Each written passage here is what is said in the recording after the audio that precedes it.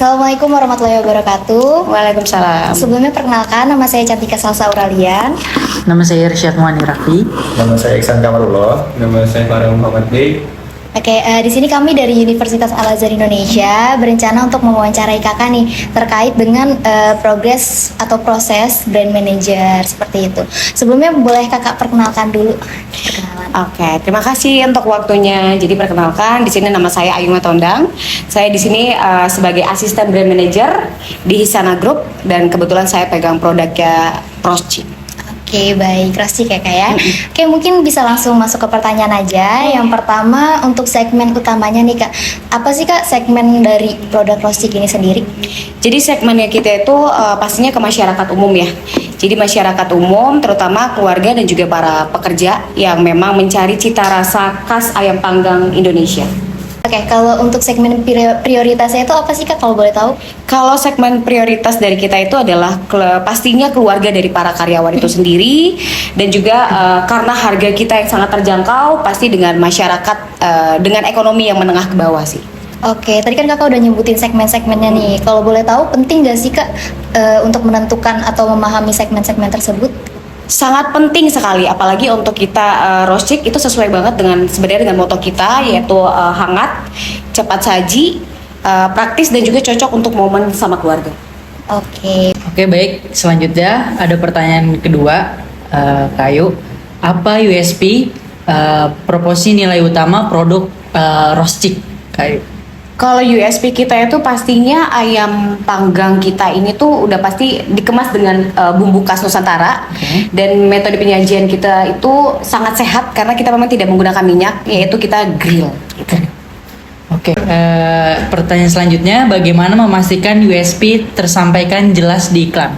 Oke, kalau misal mau ngomongin USP untuk kita tonjolkan di dalam iklan itu pastinya dari visual yang menarik. Itu sudah pasti karena dengan iklan itu, dengan visual yang kita tawarkan ke orang itu akan menjadi daya tarik tersendiri dan pastinya kita sesuai dengan tagline kita healthy and tasty, kita akan mengemas visualnya itu secara benar-benar bagaimana orang bisa melihat bahwa memang proses si ayam Roscik kita ini tuh melalui proses grill yang tidak menggunakan minyak tadi. Jadi dia tetap menonjolkan bahwa walaupun ini cepat saji tapi ini sehat gitu. Jadi sesuai dengan tagline kita. Dengan tagline-nya ya kak? Iya. Oke, pertanyaan selanjutnya, strategi agar USP menonjol dibanding kompetitor. Apa tuh kak? Oke, mungkin kan kalau kita tahu kan sekarang tuh banyak banget ya Roscik ataupun ayam-ayam fried chicken biasa di luar ya. Nah pasti perbedaan tetap aku akan balik lagi ke yang tadi karena emang itu adalah salah satu USP kita yang cukup strong, itu adalah dengan proses grill. Grill tadi yang memang tidak menggunakan minyak, jadi kita memang di sini dipanggang bukan digoreng. Gitu. Oke. Selain TV, saluran apa yang digunakan untuk kampanye? Jadi selain TV saat ini tuh kita menggunakan media sosial itu seperti Instagram, TikTok, terus YouTube Ads juga, terus kita juga menggunakan billboard dan juga pastinya kita kolaborasi dengan para influencer. Waktu itu contohnya ada Aderai sih. Oh iya. Ini bagaimana alokasi budget antara saluran TV? Kalau untuk ngomongin alokasi budget itu aku mungkin ngomonginnya secara estimasinya aja ya. Iya. Jadi alokasi budgetnya estimasi di 50% itu di TV, terus 30% kita menggunakan platform digital, terus 20%-nya itu kita gunakan OOH dan juga event sih. Oke. Dan juga memang ada juga beberapa kali kita melakukan aksi sosial ataupun melakukan kampanye-kampanye demo masak. Oke. Kemudian masuk ke bagian selanjutnya, pertimbangan memilih stasiun TV tertentu. Sebenarnya nggak ada pertimbangan, tapi mungkin untuk saat ini tuh kita sedang bekerja samanya dengan stasiun TV Trans TV. Oke. Bagaimana peran TV di era digital saat ini?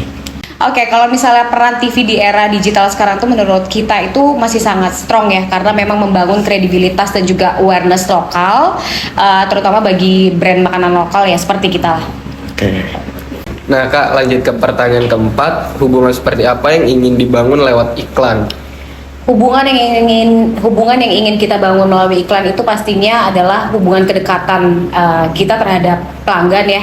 Jadi hubungan yang hangat, yang dekat. Jadi kita tuh bisa jadi salah satu menu andalan yang misalnya kalau misalnya keluarga ataupun lagi kumpul sama teman-teman, kita jadi salah satu menu yang mereka andalkan. Oke, kita mau makan apa? Roscik aja deh, pesen cepet, hangat, siap saji gitu.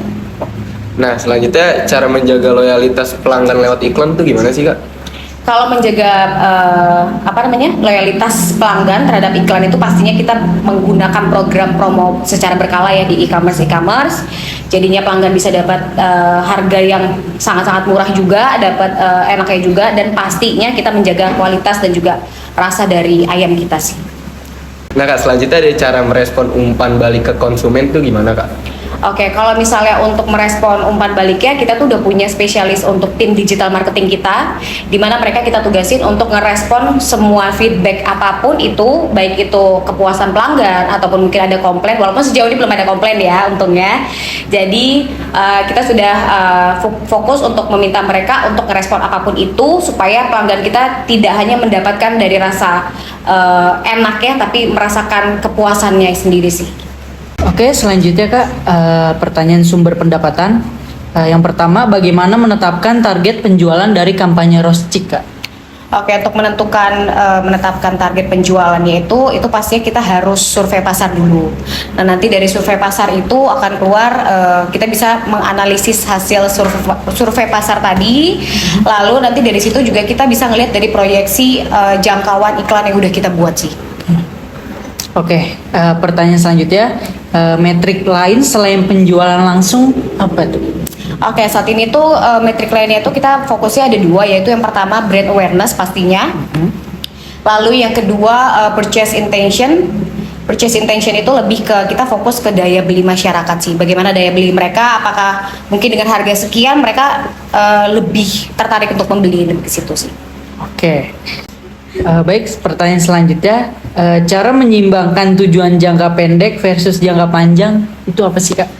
Oke, menyeimbangkannya kalau misalnya jangka pendek itu udah pasti kita fokusnya bagaimana untuk meningkatkan penjualan ya. Fokusnya pasti penjualan, tapi untuk mensupport jangka pendek untuk tetap terjadi, pasti kita harus memikirkan jangka panjangnya juga, di mana jangka panjangnya kita itu pasti fokus untuk menanamkan persepsi ke masyarakat luas kalau misalnya Roscik ini adalah ayam yang memang healthy tapi tetap tasty, dan juga kita akan tetap nge-highlight bahwa ayam kita ini walaupun dia enak, taste-nya masih kerasa, tapi kita itu rendah lemak tapi tetap tinggi protein. Oke, lanjut ke pertanyaan selanjutnya nih Kak. Menurut Kakak tuh sumber daya internal yang paling penting itu apa sih? Mungkin dari timnya atau dari datanya dan teknologinya? Sebenarnya semuanya penting ya. Tapi yang paling kita kedepankan itu yang pertama pasti tim marketing kreatif, karena itu akan nge-support bagaimana pesan kita, message kita bisa sampai ke masyarakat. Terus pastinya kalau untuk secara data itu udah pasti dari data riset konsumen yang tadi saya sempat jelaskan, untuk kita bisa tahu hasil survei pasar dari campaign yang udah pernah kita lakukan, dan juga untuk dari secara teknologi itu ada teknologi analitik kampanyenya sih. Oke, selanjutnya nih Kak, gimana sih proses alokasi dan persetujuan dalam anggaran iklan itu? Oke, jadi itu tuh kita punya tim marketingnya, di mana nanti tim marketingnya akan menyusun cost-nya dan juga akan memberikan budget wisely nanti dari cost yang udah mereka buat, anggaran mereka buat, baru nanti akan diajukan ke manajemen pusat. Nah, nanti dari manajemen pusat yang akan menentukan itu apakah di ACC atau tidak. Oke, selanjutnya tantangan terbesar apa Kak dalam pengelolaan sumber daya iklan itu?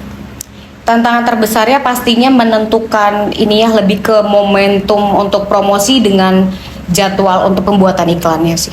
Oke, berarti waktu ya Kak ya tantangannya ya. Bener. Oke.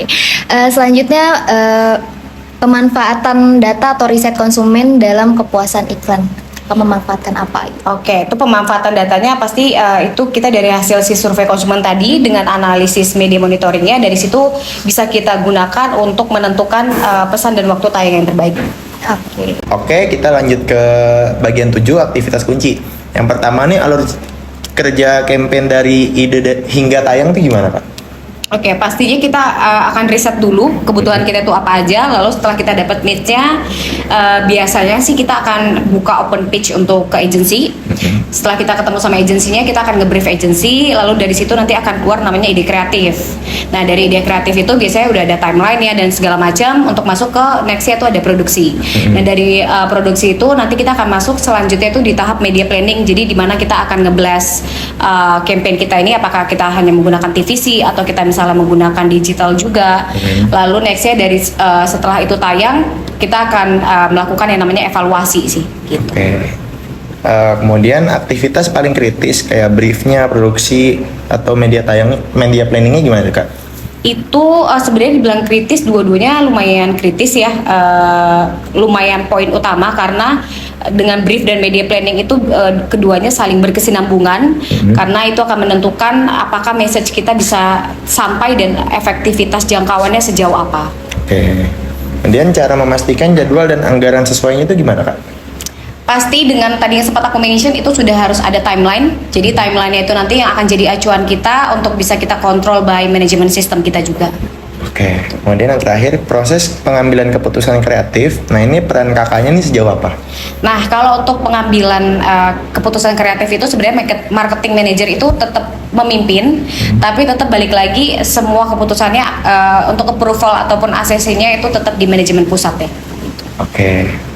Nah Kak, lanjut ke pertanyaan ke-8, partner kunci. Yang pertama ada mitra utama dalam kampanye Kakak tuh ada apa aja? Oke, kalau untuk mitra utama kita saat ini tuh kita kerjasama sama agensi kreatif Prosa, terus ada production house-nya itu Sudut Putih, lalu juga kita kerjasama dengan platform TV-nya yaitu Trans TV, lalu selanjutnya pasti all digital platform.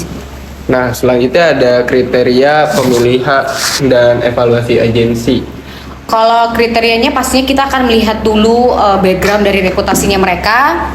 Lalu setelah oke, kita harus tahu apakah pemahaman mereka terhadap brand kita itu seperti apa gitu. Jadi untuk nanti ngebriefnya lebih enak, sepaham, sevisi gitu. Dan pastinya kita cari yang emang agensi tersebut bisa memberikan best price supaya ada supaya menjaga efisiensi biaya kita. Oke, selanjutnya cara mengelola hubungan dengan stasiun TV itu gimana Kak? Oke, kalau untuk itu sebenarnya kita tuh sekarang tuh kontraknya tahunan, tapi walaupun kita tahunan, kita tuh ada review performa iklan secara berkala sih. Nah, yang terakhir ada menyeimbangkan kebebasan kreatif agensi dengan arahan brand itu gimana Kak? Kalau untuk itu kan agensi kreatif biasanya punya warna sendiri tuh, punya warna, punya kreativitas. Kita tetap memberikan mereka kebebasan untuk berinovasi, tapi tidak keluar dari identitas si brand Roscik ini sendiri. Oke, pertanyaan selanjutnya Kak, tujuan kampanye. Tujuan utama kampanye TV Roscik itu apa sih Kak? Kalau tujuan kampanye kita udah pasti meningkatkan brand awareness ya, itu udah pasti nomor satu. Dan yang keduanya adalah menjadikan pelanggan kita itu sebagai konsumen setia, jadi mereka bisa repeat order lagi. Oke, selanjutnya cara menerjemahkan tujuan bisnis ke target kampanye yang terukur gimana tuh? Oke, kalau misalnya itu aku jawab dalam percentage ya. Itu untuk secara presentasi itu kita tuh di 25% untuk awareness, lalu untuk sellingnya kita fokus di 15% dan itu kita lakukan secara berkala setiap 3 bulan.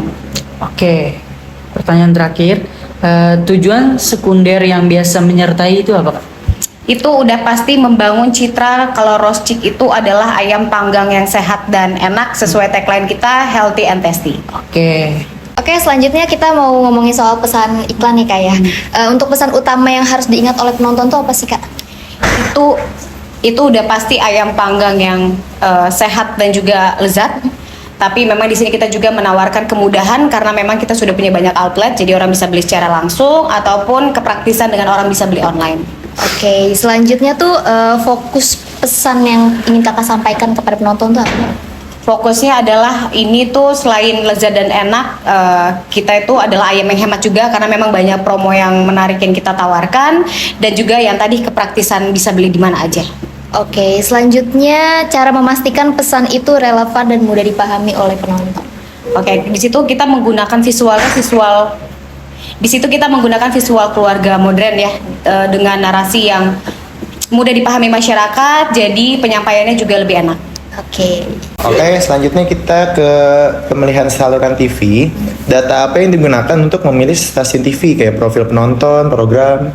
Oke, data yang kita gunakan saat ini tuh kita menggunakan Nielsen audience rating ya, karena memang dengan pakai Nielsen kita bisa tahu akurat dari rate si stasiun TV tersebut, terus pastinya data profil keluarganya, penonton keluarga, terus pastinya yang paling penting adalah data prime time-nya. Oke, nah kemudian masuk ke selanjutnya, strategi waktu tayang dan frekuensi iklannya gimana tuh Kak? Kalau strateginya seperti yang tadi aku bilang, data prime time itu yang kita gunakan. Itu tuh data prime time biasanya dari jam 6 malam ya, 6 sore sampai jam 8 malam. Itu kita lakukan 3 kali seminggu dalam waktu 3 bulan. Oke. Yang terakhir ini ada pertimbangan terhadap iklan kompetitor di stasiun yang sama. Ya itu udah pasti. Jadi kita memastikan ke stasiun itu tidak ada iklan fried chicken yang besar untuk menghindari yang namanya overshadow sih. Oke. Nah, lanjut ke pertanyaan 12, pengukuran kinerja. Nah, Kak, KPI utama untuk menilai keberhasilan iklan TV itu gimana, Kak? Itu udah pasti brand awareness, itu paling penting. Terus frekuensi penayangan kita seperti apa, dan juga pastinya peningkatan penjualan dari outlet kita tuh sebesar apa sih.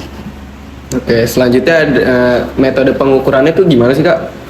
Metode pengukuran itu yang tadi kita bilang kita menggunakan data Nielsen saat ini, terus pastinya dari survei awareness-nya juga, dan juga pasti laporan bulanan penjualannya kita bagaimana. Oke, yang terakhir ada cara pelaporan hasilnya itu gimana, Kak? Kalau pelaporan hasil dari setiap kegiatan campaign yang kita lakukan itu pasti kita punya hasil report untuk post campaignnya. Jadi dari post campaignnya itu akan menjadi evaluasi kita untuk move ke depan strateginya seperti apa. Oh.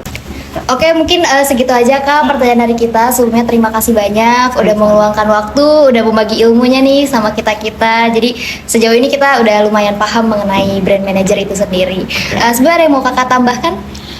Mungkin nggak ada sih, tapi lebih giat lagi belajar karena memang kalau untuk hal-hal begini tuh sangat menarik. Oke, terima kasih banyak Kak sekali lagi. Sama-sama. Assalamualaikum warahmatullahi wabarakatuh.